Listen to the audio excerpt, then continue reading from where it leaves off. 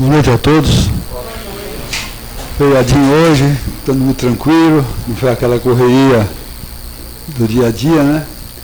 Esse fiozinho aqui, agradecer a presença dos senhores, essa noite aqui de aprendizado, e a Espírita é sempre um pronto-socorro, onde com certeza as mensagens que nós vamos ler, o Evangelho da Noite também, nossa companheira, vamos fazer bastante proveito e que a gente saia daqui mais tranquilo, e amanhã começa tudo de novo, graças a Deus, e vamos para frente. Bom, não esquecer aqui do nosso pedido sempre, desligar os celulares.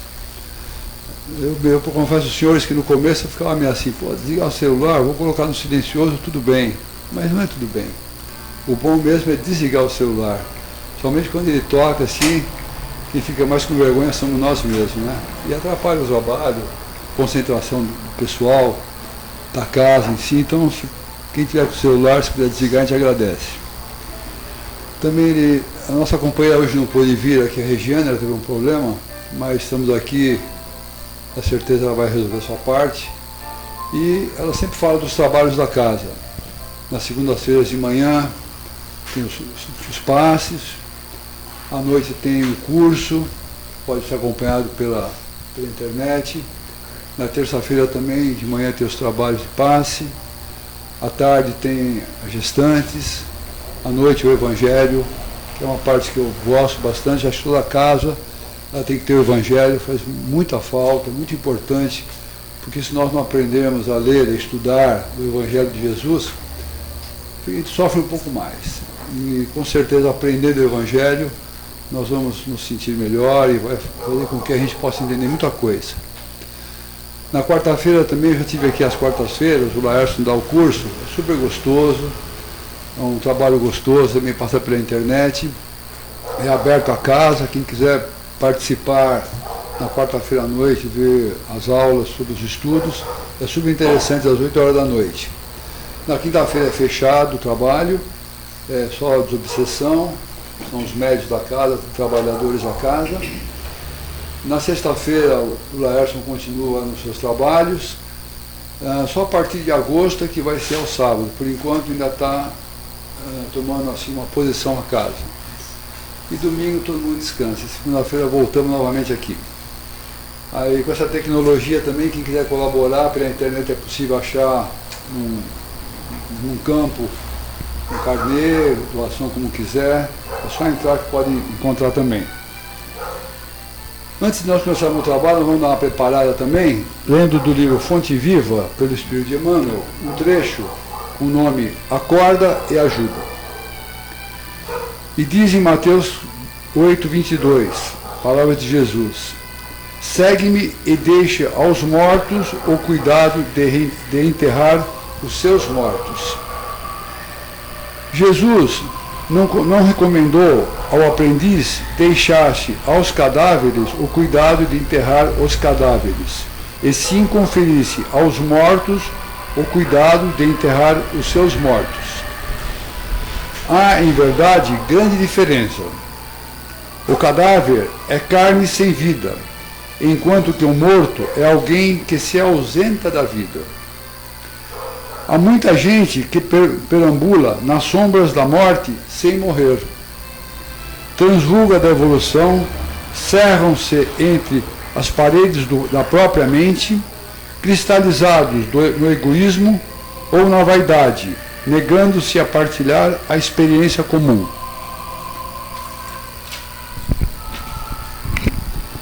Mergulham-se em sepulcros de ouro, de vício, de amargura e ilusão. São vitimados pela tentação da riqueza, moram em túmulos de cifrões, se derrotados pelos hábitos perniciosos, encarceram-se em grades de sombra, se prostrados pelo desalento, dormem no pranto da bancarrota moral, e se adormentados pelas mentiras com que envolvem a si mesmos, redizem sob os lápides dificilmente permeáveis dos enganos fatais. Aprende a participar da luta coletiva. Sai cada dia de ti mesmo e busca sentir a dor do vizinho, a necessidade do próximo, as angústias de teu irmão e ajuda quanto possas. Não te galvanizes na esfera do próprio eu. Desperta e vive com todos, por todos e para todos, porque ninguém respira tão somente para si. Em qualquer parte do universo, somos usufrutuários do esforço e do sacrifício de milhões de existências. Cedamos algo de nós mesmos em favor dos outros, pelo muito que os outros fazem por nós. Recordemos desse modo os ensinamentos do Cristo. Se encontrares algum cadáver, dá-lhe a bênção da sepultura, na relação de tuas obras de caridade, mas, em se tratando da jornada espiritual, deixa sempre aos mortos o cuidado de reenterrar os seus mortos. Deixa só escrever. Acorda e ajuda o título. Segue-me e deixa os mortos o cuidado de enterrar os seus mortos. Senhor Horácio, faz a abertura para nós, por favor. Obrigado.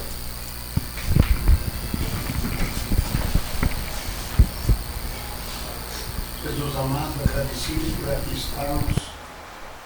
Pedimos, Mestre, que envolva-nos com o vosso amor, com a vossa luz, e que possamos despojar-nos daquilo que trouxemos da rua, que possamos, neste instante, unir os nossos pensamentos com os ensinamentos que vamos ouvir, que possamos tirar muito proveito, que possamos voltar para os nossos lares em paz, aproveitando bem a aula da noite, que é o tema moral estranho. Assim, Jesus, receba a nossa prece e transformar em luz sobre este ambiente, que a gente possa ter uma noite de muita alegria e de muita paz, que possamos também uma noite de muito aprendizado. Pai nosso que estás no céu, santificado seja o vosso santo nome. Venha a nós o vosso reino, seja feita a vossa vontade, assim na terra como nos céus. O pão nosso de cada dia dai-nos hoje. Perdoai, Senhor, as nossas dívidas, e não nos deixeis cair em tentação, mas livrai-nos de todo mal. Porque teu é o reino, o poder e a glória, para todos sempre. E assim seja, graças a Deus. Hoje a nossa amiga Sônia vai fazer o Evangelho da Noite, Moral Estranha, um capítulo super interessante, que Jesus a envolva com muita luz e que ela seja feliz na sua mensagem da noite.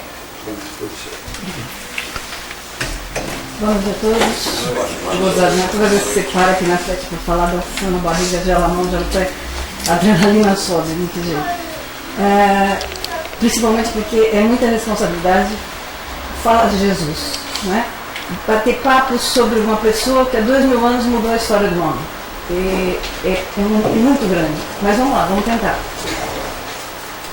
O nome do capítulo já é sugestivo, né? Moral estranha.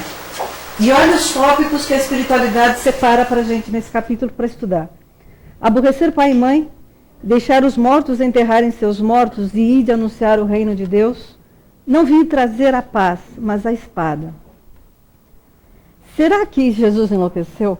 Né? Uma das primeiras coisas que ele disse quando chegou ao planeta foi que ele não tinha vindo para desdizer a lei que tinha sido colocada por Moisés. Ao contrário, ele veio para reformular a lei. Ele veio para reestruturar, reinterpretar todas as leis que Moisés tinha passado e as leis que eram eternas, que eram de Deus. Né? Ele começa reformulando os 10 mandamentos, resumindo em apenas 2. Amarás o Senhor teu Deus sobre todas as coisas e ao próximo como a ti mesmo. Como é que ele fala, então, que eu posso aborrecer pai e mãe, que eu posso deixar pai e mãe? Teoricamente, ele estaria contradizendo os próprios 10 mandamentos, o próprio mandamento que ele reformulou, o próprio resumo que ele deu dos 10 mandamentos, ele estaria contradizendo. Né? Aí nós vamos ver que não é nada disso. Então vamos começar do início. Bom, qual é a história, bem resumida, qual é a história dos evangelhos? Jesus, quando pregava, pregava conversando com as pessoas. Ele dizia suas parábolas, ele passava toda a informação do Cristo conversando, olho no olho com as pessoas. Né? Ele se aproveitava da geografia, ele aprofundava-se em vales e falava para multidões, falava para milhares de pessoas sem um microfone, sem uma internet. né? E o que acontecia? Nada daquilo foi escrito naquela época. A necessidade de se escrever os evangelhos vai acontecer 60, 80 anos após o desencarne de Jesus, né? E como isso aconteceu? Os evangelistas não tinham aquelas anotações, tinham algumas anotações. Quando Jesus desencarna, Mateus, que era fiscal, Mateus tinha algumas informações anotadas. E essas anotações eram que percorriam todas os grupos que estavam se formando, começava o cristianismo primitivo, os grupos que se formavam se deitavam em cima dos textos de Mateus para estudar as palavras de Jesus. E só muito depois é que os outros evangelistas começam a escrever os evangelhos, né? O que acontece? No século II, mais ou menos em 176, o bispo de Lyon, que eu não lembro agora o nome da Dioclésio, alguma coisa assim, ele resolve organizar os evangelhos, né? Existiam só esses 4 evangelhos? Claro que não. Madalena escreveu o evangelho, Maria escreveu o evangelho, Judas, Tomé, próprio Pedro. Existe uma infinidade de evangelhos, né? Aí esse bispo de Lyon resolveu quais que iriam fazer parte dos textos canônicos e quais seriam dispensados. Qual foi a lógica que ele usou? Nenhuma. Ele olhou e falou, são 4 elementos, né? Terra, fogo, ar e água. São 4 pontos cardeais, norte, sul, leste e oeste. Então vou eleger 4 evangelhos. Foi essa a lógica dele. Quais 4 evangelhos? Aqueles que menos questionariam o poder e a hierarquia da igreja que estava se formando. Ali você já tinha um sistema de episcopado, um sistema de bispos, arcebispos, diáconos. Já existia uma hierarquia dentro da igreja. Já existia disputa de poder. A nomeação dos bispos, a nomeação dos representantes do Cristo na terra, os descendentes dos apóstolos, não era mais feita pela capacidade moral, pela capacidade espiritual do ser que estava ali. Era já uma escolha mais política do que religiosa, do que espiritual. Então, o que aconteceu? Ele trouxe para os textos canônicos, ele considerou o texto canônico aqueles que menos questionavam a posição da igreja naquela época. Mateus, Marcos, João e Lucas. Com um detalhe, nesse capítulo, 3 ou 4 passagens são do Evangelho de Lucas, né? Todos os outros evangelhos foram considerados gnósticos, foram considerados ligados a uma filosofia, a um conhecimento que já existia antes mesmo de Jesus, chamado gnose, que a gente tem Hermes Trismegistus, que é de lá, boa parte do conhecimento da Grécia está contida nessa escola filosófica e religiosa. E o que aconteceu naquela época, nesse século II e no século III? Todo esse conhecimento, algumas pessoas com uma mente mais aberta pegaram esse conhecimento e começaram a aplicar ao cristianismo. De tal forma que chegou-se a dizer num dos evangelhos que foi considerado não canônico, o evangelho de Judas, que para a salvação você não precisava nem ter cultos, nem ter templos. E se vocês prestarem atenção, isso já foi tema de filme. Stigmata, o filme Stigmata é feito em cima desse tema. Isso foi tirado do evangelho de Judas, do evangelho de Tomé, perdão. E o que aconteceu com esses textos? Foram jogados fora? A igreja mandou que fossem jogados fora. Mas as pessoas que tinham acesso a esses textos conheciam, sabiam a importância, o conhecimento contido nesses textos. O que eles fizeram?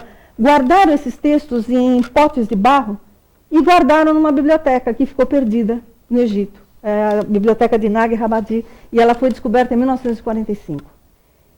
Logo, 2 anos depois, são descobertos também os manuscritos do Mar Morto. E aí começa toda um reestudo de toda a época de Jesus. Por que o cristianismo conseguiu se desenvolver tão rápido? O que aconteceu naquela sociedade para que, com a morte do mestre, com a crucificação, com o crime mais hediondo que a humanidade pôde fazer, por que aquilo disparou uma seita que, teoricamente, estava contradizendo tudo que existia até aquele momento? Né? A humanidade estava preparada. Os evangelhos, os evangelistas, os que escreveram os evangelhos, não só os 4, eles foram intuídos. Logo depois do desencarne de Jesus, o que acontece? Os apóstolos se espalham pelas cidades e começam a pregar a Boa Nova, logo depois do Pentecostes, né? E depois dos 40 dias em que Jesus faz a última aparição e manda que eles partam e comecem a pregar o seu evangelho. O que acontece? Os evangelistas começam a pregar, mas não têm as anotações, né? E começam a aparecer pessoas que, apesar de não terem conhecido Jesus, se tornam grandes apóstolos. Por exemplo, Paulo, né? Que numa estrada de Damasco, encontra Jesus numa curva, vê a aparição de Jesus, cai do cavalo, e a hora que ele cai do cavalo, cai a ficha, né? Ele pergunta: quem é o senhor? Eu sou Jesus. Por que me persegues? Aí Paulo acorda, profundo conhecedor de todos os textos canônicos, de todos os textos sagrados, fala: caramba, esse é o Messias. Olha a bobagem que estou fazendo. E dali para frente ele se torna um dos maiores apóstolos que a história conheceu. Cabe a ele o desenvolvimento e a ampliação do cristianismo nas principais cidades da época. Durante a sua pregação, ele vai conhecer Lucas. Lucas era médico, né? Não conheceu Jesus, não conviveu com Jesus, e conheceu Paulo. Logo depois que se converteu ao cristianismo, ele conhece Paulo. Paulo percebe o ser que está na frente dele, percebe a grandeza de Lucas, o conhecimento, a boa vontade e o amor que aquele ser tinha no coração. Aí ele fala para ele: deixa de ser médico de homens e vem ser médico de almas. E Lucas começa a seguir Paulo, começa a viajar com Paulo e a aprender com Paulo. E aonde eles vão para aprender sobre Jesus? Dois que não conviveram com Jesus vão para Éfeso, onde morava Maria com João o evangelista, né? Por que o evangelho de João é diferenciado? Porque ele bebeu da fonte. Ele conversou com a mãe do mestre, logo depois do desencarne de Jesus. É ele que conta para Maria que Jesus estava preso. Então, ele conversa a noite inteira com Maria sobre Jesus. Ela conta para ele desde o início, desde o primeiro dia que ela soube que ela ia ser mãe de um grande ser. Isso ela tinha 5, 6 anos de idade. Então, ela tem toda essa conversa com com João. Por isso que o Evangelho de João é diferenciado. Quando você lê o Evangelho de João, é uma história à parte. Parece que você viu um Jesus à parte, né? Porque é o retrato descrito pela mãe, tá? Lucas se torna, então, um dos grandes evangelistas, apesar de não ter conhecido Jesus, e o grande narrador de todo o trabalho que os apóstolos fizeram. O pouco que nós sabemos sobre o desenvolvimento do cristianismo, nós devemos a Lucas no seu Atos dos Apóstolos e também a Paulo com suas cartas, tá? Bom, fechada essa pequena introdução, por que isso? Porque, estranhamente, apesar de chamar estranha moral, estranhamente as principais passagens são do Evangelho de Lucas. O cara que não conviveu com Jesus. Um médico que não conviveu com Jesus. Então vamos lá. Primeira parte, aborrecer pai e mãe. Existe uma discussão, dependendo da tradução que você pega do Evangelho, vem lá odiar pai e mãe. Quem não for capaz de odiar pai e mãe, quem não for capaz de aborrecer pai e mãe, não pode me seguir. O que acontece aqui? Nós temos um problema que não se restringe só aos evangelhos, vai atingir todos os textos canônicos, toda a Bíblia. Nós temos um problema de tradução, né? Os originais da Bíblia, que constituem o Torá, estão em hebraico. Esses originais, até onde eu estudei, não existem mais. O que se tem hoje ainda, o texto mais antigo que se tem, já é a versão do hebraico para o grego. Por quê? Porque existia uma comunidade hebraica na cidade de Alexandria que falava grego. Então foi necessário pegar todo o texto em hebraico e converter para o grego. Ok? Só que a hora que fizeram a conversão de uma língua semita, que não usa só letras, usa mais vogais, consoantes do que vogais, e usa uma série de sinais que são de difícil interpretação para um leigo, a hora que falaram, nós vamos converter isso aqui para o grego, os judeus ficaram em paranoia, enlouqueceram. É impossível você conseguir chegar no exato sentido das palavras para fazer a conversão para o grego. Tá? Então se perde muita informação da hora que se converte todo o texto canônico do hebreu para o grego. Tá? Do grego nós vamos ter uma tradução para o latim, que já é feito também com acesso também a alguns textos ainda em hebreu, por São Jerônimo. É a chamada Vulgata. E a partir da Vulgata que nós vamos ter as traduções para as outras línguas. A nossa, para o português do Brasil, é feita a partir do latim.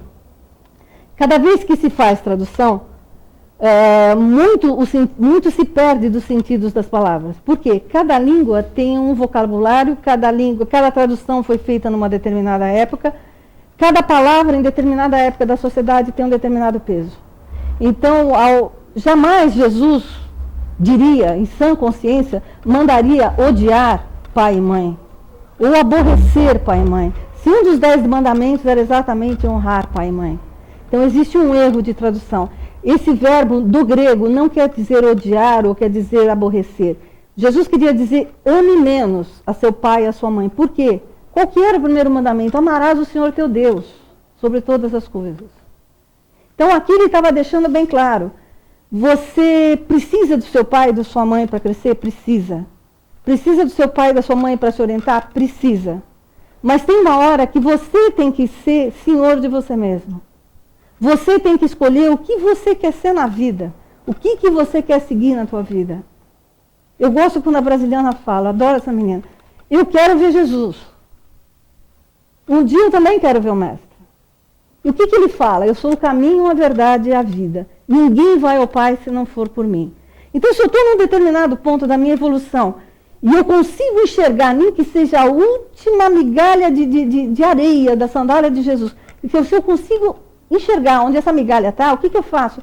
Eu traço uma reta entre esses dois pontos, porque é o caminho menor. O que é essa reta? É o caminho menor que vai me levar mais perto de Jesus, mais perto do meu Pai. Porque esse é o objetivo da nossa encarnação. Nós retornarmos à casa do Pai. Por isso nós reencarnamos. Se Jesus é o caminho, então se eu começar a mirar, se eu começar a estudar o que Jesus deixou, eu posso ter uma chance de chegar um pouco mais perto do meu Mestre. E, consequentemente, do meu Pai. Agora, para isso, às vezes, o que acaba acontecendo? Você pode não ser simpático a muitas pessoas com quem você convive. Por exemplo, o seu pai e sua mãe. Por exemplo, os seus irmãos. Por exemplo, o teu companheiro ou a tua companheira. Aí você vai ter que optar. Você vai deixar o seu pai ou sua mãe porque eles não seguem a mesma religião do que você? Jamais. Não foi isso que Jesus pediu. Ele pediu que a gente tenha tamanho suficiente, sabedoria suficiente para respeitar a opinião e a posição de cada um. Para quê? Para que eles respeitem também a nós. Mas que a gente mostre para eles, pelo nosso comportamento, pelas nossas ações, pelos nossos pensamentos, por tudo o que a gente faz, o que essa doutrina que nós resolvemos seguir pode nos fazer de bem. Pode nos transformar em pessoas melhores. E é isso que Jesus está pedindo aqui. Ame a teu pai acima de tudo. Descubra qual é o melhor caminho para você retornar à casa do Pai. É o Espiritismo? Bacana. Temos toda a obra de Kardec para estudar. Temos 400 livros escritos por Francisco Cândido Xavier. Temos Divaldo Franco ainda em franca produção. Está tudo aí. Basta sentar e ler? Absolutamente não. Jesus nunca pediu uma fé passiva. Jesus não pediu que a gente ficasse atrás de um armário, atrás de uma mesa, colocasse um monte de livro na frente, estudasse e não fizesse nada. Não, ele quer que você levante a manga e vá trabalhar. Trabalhar onde? Ah, eu não sei, eu sou pequeno, eu não tenho tempo. Não. Lembra, tem duas parábolas que nunca saem na minha cabeça. Uma é a parábola dos talentos e a outra a parábola da figueira seca. Por que a parábola dos talentos? Não é a primeira vez que passamos no planeta. Todo mundo concorda comigo. Não é a primeira. Somos espíritos que estamos teimando há muito tempo em não evoluir. Por isso nós permanecemos no planeta Terra. Nós trazemos experiências de outras encarnações. E isso, experiências boas e experiências ruins. As experiências ruins, tenta não deixar vir muito à tona. Mas pega o que você tem de bom, e todo mundo tem alguma coisa de bom, são os teus talentos. São as coisas boas que você traz com você. Pega esses teus talentos e trabalha com eles. Não era assim que Jesus trabalhava com os apóstolos? Ele não pegou pescadores burros, ignorantes, que mal sabiam falar o seu nome. O que ele fez? Ele pegou em cada um o que cada um tinha do seu melhor. Pedro era o grande pacificador. Primeiro era um cara extremamente rebelde, depois ele se transforma num ser extremamente pacificador. Eu quero é que vai sempre unir o grupo e vai colocar pano quente, vai trazer a harmonia ao grupo. E assim ele vai percorrendo cada um dos apóstolos. Ele vai buscar em cada um a melhor coisa. Por que a gente não consegue fazer isso? Por que a gente só consegue elencar o defeito que a gente tem? Ou porque você é alto, porque o cabelo é liso, porque o cabelo é encasteado, porque eu preciso emagrecer, Por que a gente só olha o defeito? Por que a gente não começa a olhar, não só na gente, mas no meu amigo, no meu próximo, a coisa melhor que ele tem? E é isso que ele pede. Aprenda a conviver com cada um do jeito que as pessoas são. Não é para abandonar pai ou mãe. Respeite-os da forma que eles são. Entenda o tamanho e a posição da evolução de cada um deles. Não imponha o seu conhecimento, não imponha a sua evolução a ninguém. Mostre a eles o quanto você é capaz de crescer. Mostre ao seu mestre, mostre ao seu mentor o quanto você é capaz de crescer. É para eles que nós temos que mostrar trabalho. Para mais ninguém. Nós não temos que impor nada a ninguém, nós só podemos impor a nós mesmos. E chega de perder a oportunidade. Né? Jesus continua de braços abertos, continua nos esperando com uma paciência infinita. Mas o nosso tempo está acabando. Os 2000 anos da era cristã estão se encerrando. Não dá mais para deixar, eu vou deixar para a próxima encarnação. Essa aqui eu aproveito, deixa eu continuar levando, depois eu faço alguma coisa. Não.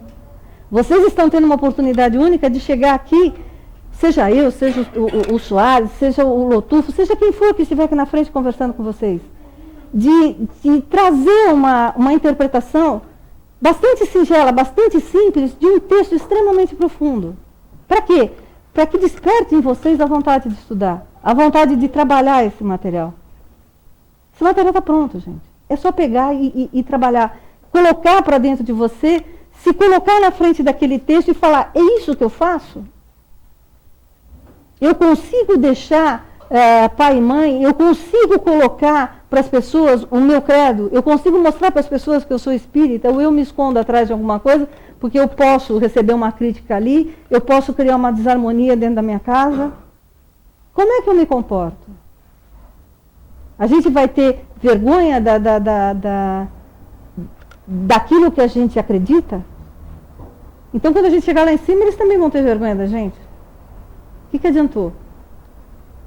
Né? Aqui dentro é fácil. Sou espírita, eu faço alhos, bulgaros, lá fora. O problema é lá fora. O problema é ser o que você aprende 24 horas por dia. 24 horas por dia, por quê? Até dormindo. Não é para dormir e achar que não está fazendo nada. Quem precisa de sono é o seu corpo físico. Teu espírito não precisa. Laerson cansa de falar para nós. Matriculem, peçam aos seus mentores. Se matriculem em cursos no plano espiritual. Vão aprender, vão trabalhar. Tem muita coisa para ser feita. A gente aqui tem uma ilusão muito efêmera de que tudo se resume a isso aqui. Não, não é. Está errado. Vamos lá para o próximo, não dá. Está faltando um. Aborrecer pai e mãe. Deixar pai e mãe. Né? Deixar pai e mãe, em certas circunstâncias, é uma coisa normal. Quando as mulheres se casam, quando os homens são chamados a representar o país em alguma guerra. Olha o que nós fizemos com a história do homem, né? A gente faz guerra um contra os outros. Vamos lá, não tem problema. Nessas circunstâncias, a gente encara normalmente a saída de casa para essas finalidades. E por que a gente não encara normalmente quando uma pessoa decide ser apóstolo de Jesus?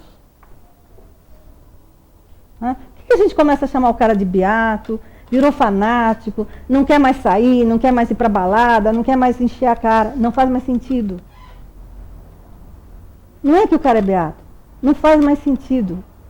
A pessoa consegue enxergar que essas coisas não levam você a absolutamente nada.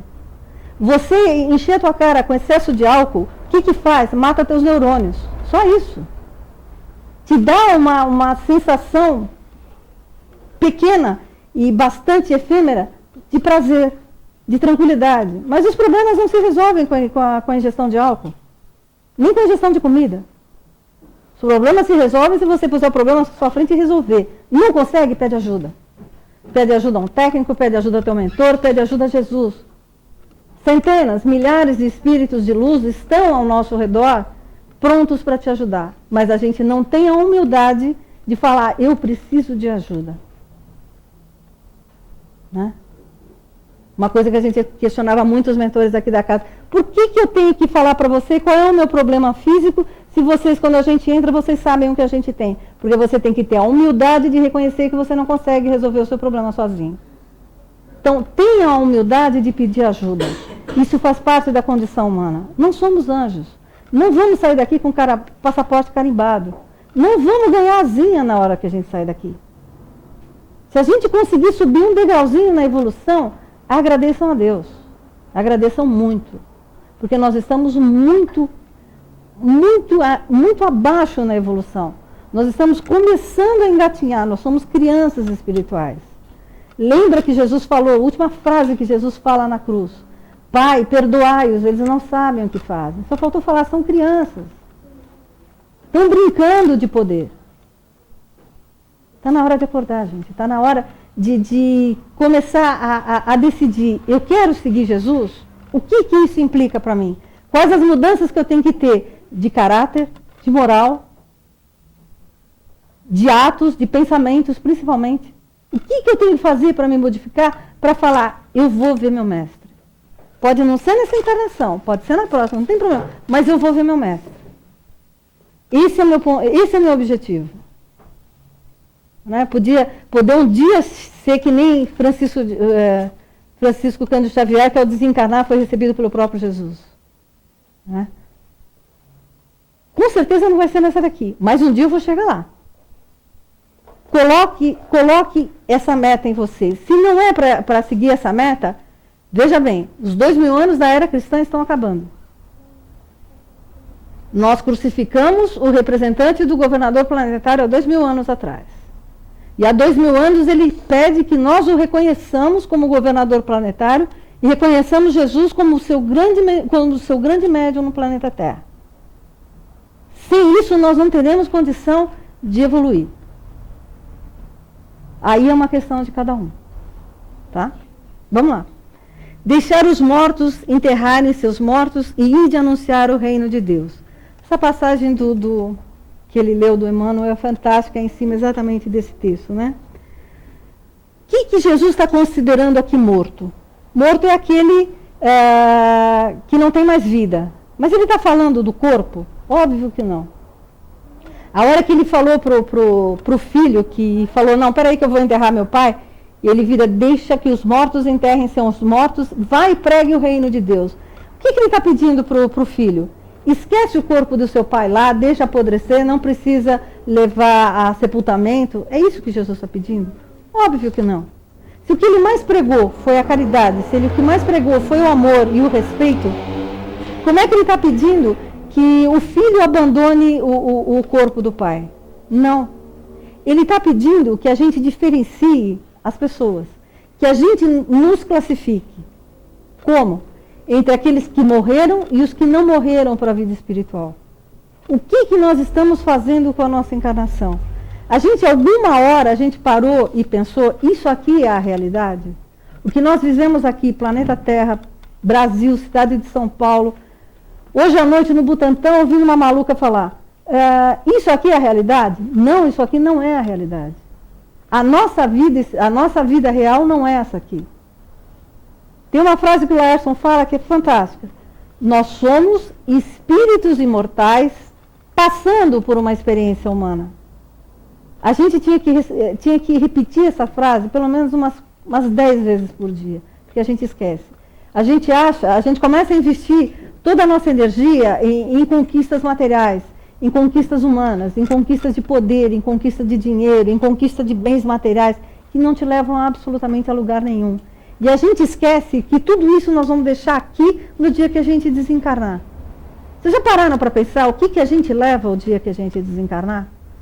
O que acontece a hora que a gente deixa o corpo físico? Quem que nós vamos encontrar? Eu posso não encontrar ninguém, mas que eu vou berrar pelo Dr. Adolfo, eu tenho certeza. Tá? Pode ser que não tenha ninguém do meu lado, mas ele vai escutar meus berros a milhões de quilômetros de distância. Quem que nós vamos encontrar? Nós somos estaçõezinhas de rádio, eu gosto dessa brincadeira.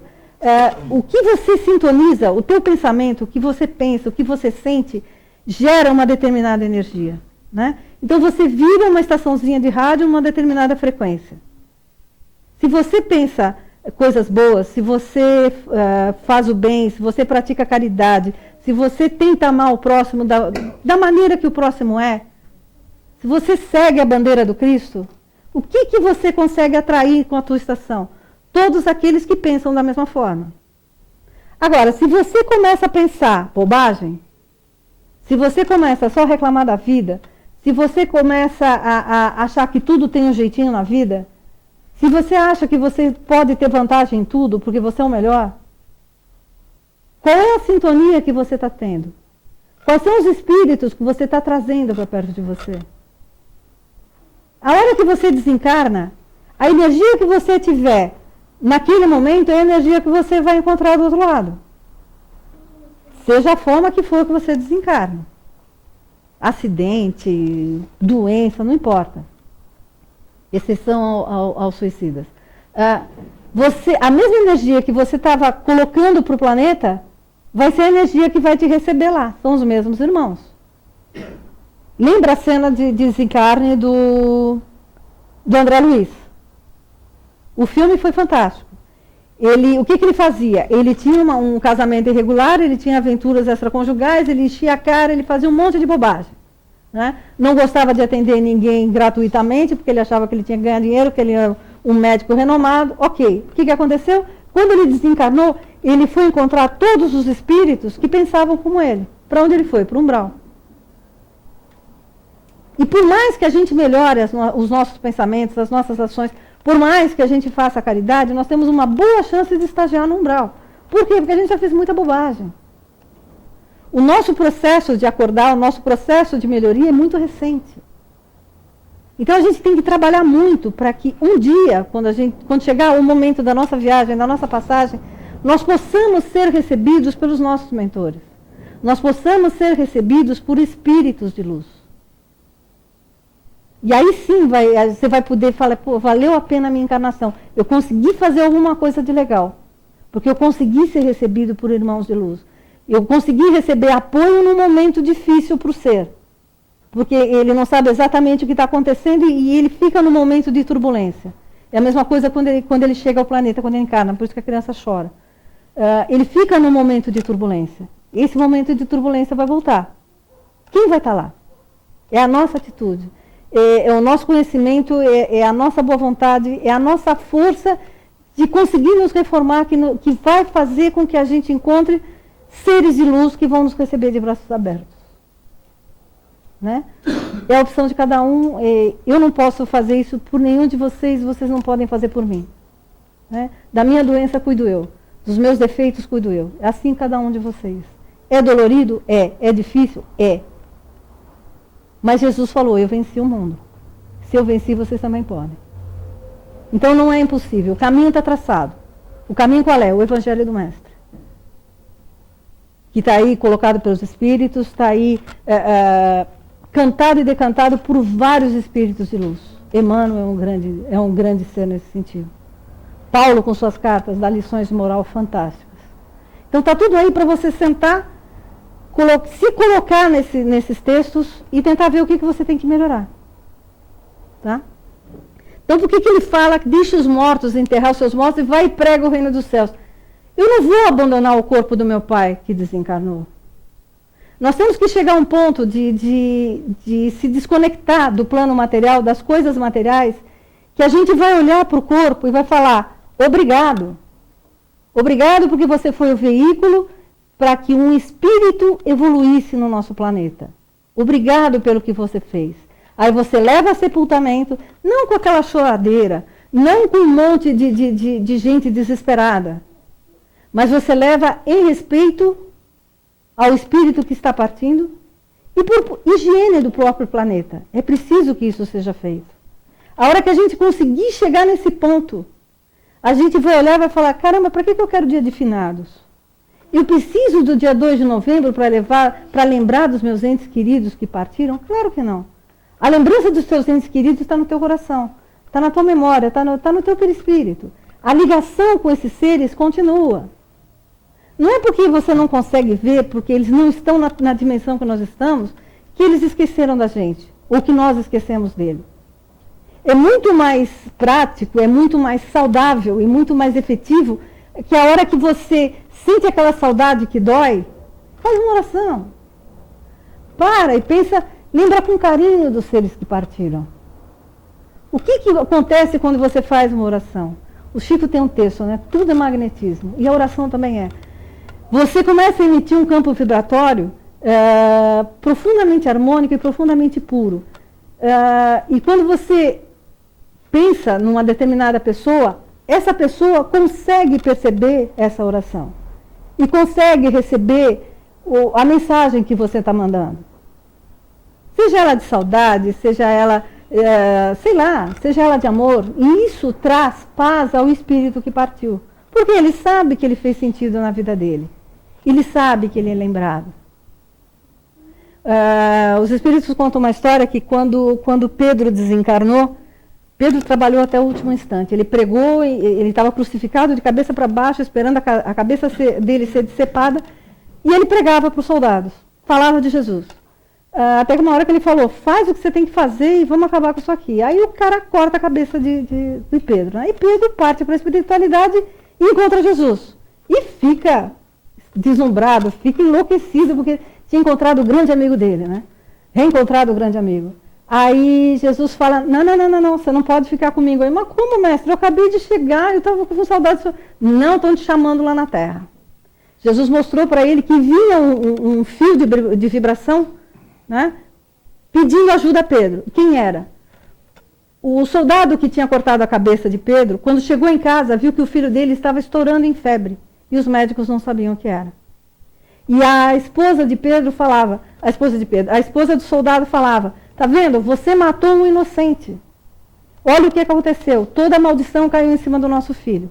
Então o soldado pegava a criança, levantava e mostrava aos céus e falava, Pedro, isso é covardia. Se você quer se vingar, se você tem alguma coisa contra mim, faça isso contra mim, mas não contra meu filho. Isso era um ato desesperado de um pai. O que Pedro faz? Pedro volta à terra, cura a criança, aí sim ele retorna para conversar com Jesus. Olha como é fantástica a espiritualidade. Né? Então, o que Jesus quer dizer? Deixe os mortos enterrar os seus mortos. Começa a mostrar para as pessoas que não acreditam, para as pessoas que morreram para a vida espiritual, que tudo continua. Jesus mostrou isso para nós há 2000 anos atrás. Ele se materializava depois depois que ele foi crucificado. Se materializou várias vezes. Se materializou para Madalena, se materializou para Pedro, para os apóstolos, para Maria. Por várias vezes Jesus se materializou. Então ele mostrava, a vida continua. Ele fez a transfiguração no Tabor. Ele trouxe com a energia dos apóstolos e com a própria energia dele, ele trouxe Elias e Moisés para mostrar, olha gente, a vida continua. Tudo não acaba no planeta Terra. Isso aqui é uma passagem.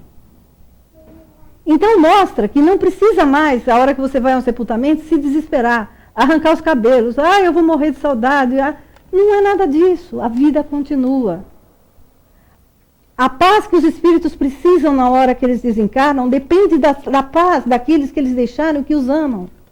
Então se você fica desesperado aqui, você transmite desespero para lá. Então reza para que você encontre paz, reze para que você consiga numa hora tão difícil, mostrar que você realmente acredita naquilo que Jesus deixou. Deixa que aqueles que fiquem desesperados, porque eles ainda não conseguem enxergar. Mas mostre com o seu comportamento, com as suas ações, que tudo continua. Sem desespero. E um dia todos nós vamos nos reencontrar. Quando? Não sei. Não nos cabe. Essa informação não nos cabe. Mas depende do nosso merecimento. Vamos trabalhar. Para isso que nós estamos aqui. Né? Então, por enquanto, de estranho não tem nada na moral de Jesus. A última parte que ele fala, 5 minutos, eu juro que eu acabo, tá? Não vim trazer a paz, mas a espada. Essa parte é fantástica. Por que eu acho fantástica? Primeiro, qual é a simbologia da espada, né? A espada é tida como uma arma branca e, na história, qual é a função dela? Separar o bem do mal. Né? Não vim trazer a espada Aliás, não vim trazer a paz, mas a espada. O que aconteceu? Durante 3 anos, Jesus pregou a boa nova do Cristo. Mostrou todo o conhecimento que cabia para a humanidade naquela fase evolutiva. Apenas em 3 anos. Por parábolas, por histórias, não importa. Mas o que ele pregava? Ele pregava a diferenciação entre as pessoas? Ele pregava que ele só ia conversar ou ele só ia curar aqueles que tinham dinheiro? Não. Ele pregava a igualdade entre todos. Somos todos irmãos. Ele curava desde o pobre como ao rico. Ele tanto curava as pessoas que se arrastavam na rua, como ele curou também a filha de Emmanuel, que estava encarnado naquela época em Roma, que tinha lepra. Não importava. Ele ajudava aquele que pedia a ajuda dele, que acreditava que ele era Jesus. O que acontecia? Todo o conhecimento que ele colocou, amai-vos uns aos outros como eu vos amei. Você já imaginou isso no Império Romano? Você não ter inimigo, você não partir para a guerra, você não matar o outro para conquistar, porque o outro é teu irmão, para conquistar um território. O que começou a acontecer? Quem é este maluco com essas ideias? Como é que ele diz que ele é o Filho de Deus? Como é que ele lê o Torá na sinagoga e fala, agora se cumpriu essa profecia? Quem é esse cara? Ele vai ensinando aos homens o amor ao próximo, o amor a si mesmo, o perdão, como você tem que se reconstruir, a hora que ele fala em renascer de novo, como você tem que se reconstruir para poder chegar perto dele, para poder seguir os ensinamentos de Jesus. Ele mostra tudo isso. Isso começou a incomodar as pessoas. Isso começou a provocar uma revolta, entre aspas, na comunidade da época. Bolas, não existem então escravos, não existe então senhor e subalterno, somos todos irmãos. Que sociedade as pessoas estavam vivendo na época? O que a sociedade queria na época? Queria se desvincular do jugo romano, porque eles eram oprimidos, né? E queriam ter uma sociedade mais justa. As ideias de Jesus fizeram com que todo mundo se alertasse e falava, opa, chegou o Messias, é ele que vai resolver o nosso problema. Mas Jesus fala, meu reino não é deste mundo. Só que os homens não conseguiram entender essa parte da mensagem. Achavam que Jesus tinha vindo para tirar todo o Império Romano de lá, constituía um novo império, ia sentar no poder e ia começar a mandar. Não era nada disso. Ele trouxe a espada. Qual a espada? A espada da caridade, a espada da fraternidade e do amor ao próximo. Foi isso que ele pediu para nós. É essa trilogia que está na bandeira de Jesus. Para quê? Para que a hora que eu aprenda a amar meu próximo, como eu amo a mim mesmo, a hora que eu começo a praticar a fraternidade, eu começo a me mudar. Eu começo uma guerra não com o meu irmão, eu começo uma guerra comigo, com os meus defeitos, com as bobagens que eu já fiz, com a conscientização de tantas oportunidades que eu perdi. E eu vou ter que aprender o quê? A me perdoar. Porque se eu não conseguir me perdoar, eu não vou conseguir caminhar. E isso é a coisa mais difícil. Perdoar o outro é fácil, perdoar você mesmo é que é difícil. Agora, a hora que você olha no espelho e fala, caramba, errei. E agora? Começa de novo. Como diz o doutor Adolfo, levanta e caminha, mesmo que teus pés sangrem. É no rastro do teu sangue que nós vamos te encontrar. É fácil? Não. Mas o caminho está pronto. O caminho está pronto. Nessa passagem também não vim trazer a paz, mas eu vim trazer a espada. Jesus também estava começando a mostrar para nós qual era o caminho que o cristianismo ia seguir após o seu desencarne. Infelizmente, nós começamos um desenvolvimento de toda a estrutura da igreja em cima de um modelo que a gente mesmo não acreditava que era do Império Romano. E em nome de Jesus, em nome de Deus, o homem começou a guerrear, a matar seu irmão por conquistas, daí nós temos todas as cruzadas. Nós chegamos à Idade Média, né, onde determinados textos foram tidos como santos, como canônicos, e aqueles que não eram canônicos eram heresia, e aqueles que tinham esses textos ou sequer sabiam alguma coisa desses textos eram queimados em praça pública como bruxos. Essa é a história que nós escrevemos. Chega disso. Essas guerras todas já tiveram fim e Jesus fantástico no Evangelho segundo o Espiritismo para dizer que essas guerras acabaram. Agora a guerra é nossa. A guerra é de cada um. É de cada um, conosco mesmo. Né? Com os nossos defeitos, como nós vamos consertar os nossos defeitos, como é que nós vamos... Às vezes não é trabalhando o defeito, às vezes é trabalhando o que você tem de bom. É levantando a manga e ajudando uma pessoa que te pede ajuda. Não precisa ser dentro da casa espírita, em qualquer lugar. Tendo ouvido para escutar um amigo que precisa só de uma orelha. Né? Você abre mão dos teus problemas para escutar um amigo.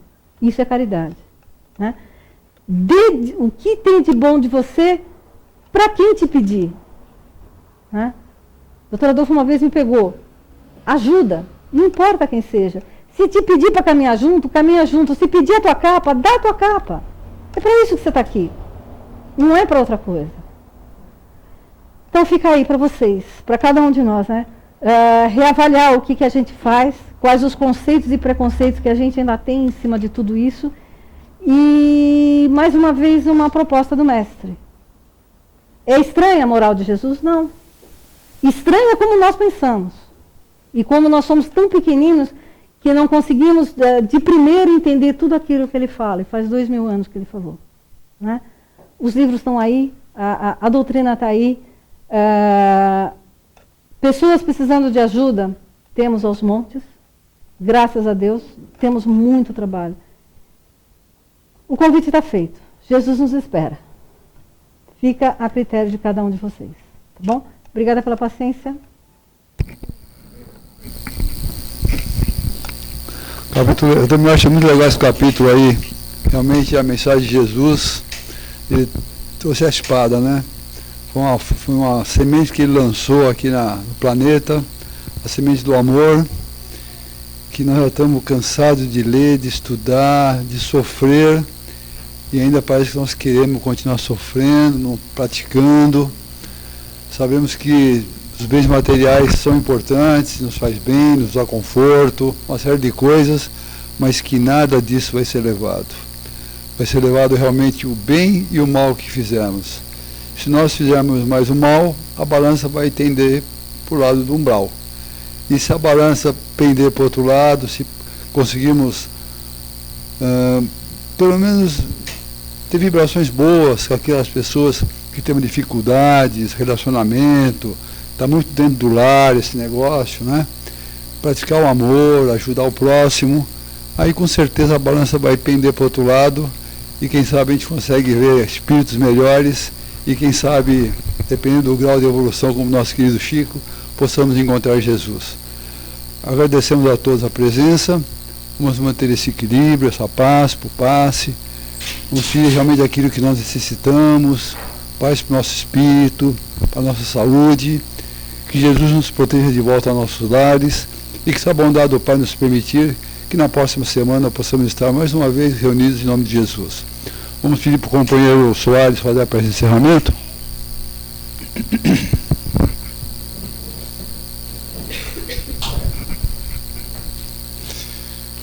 Vamos elevar o pensamento ao Mestre Jesus e vamos agradecer ao Criador. Obrigado, Deus, pela vida. Obrigado, Deus, por ter nos dado Jesus, esse grande administrador da terra, que nos deu exemplo de vida e caminho a seguir, que nos deu a luz que brilha na escuridão, que nos ampara em todos os momentos na vida, em todos os momentos, em todas as dificuldades que temos. Queremos agradecer também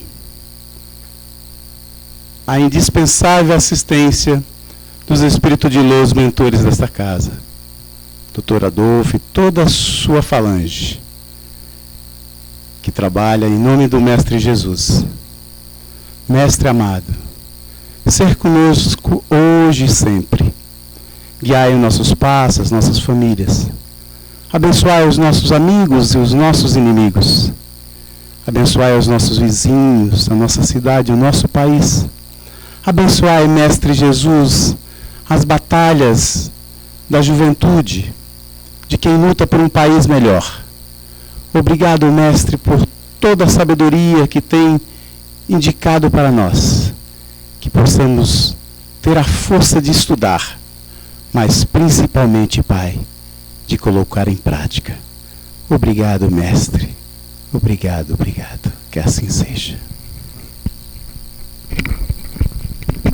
Ok, então vamos continuar essa vibração gostosa. Nossa companheira Ana vai chamar os senhores para que a gente faça aquela fila, primeiro classe espiritual, de 1 a 10, e assim vamos todos correndo nossos trabalhos. Obrigado.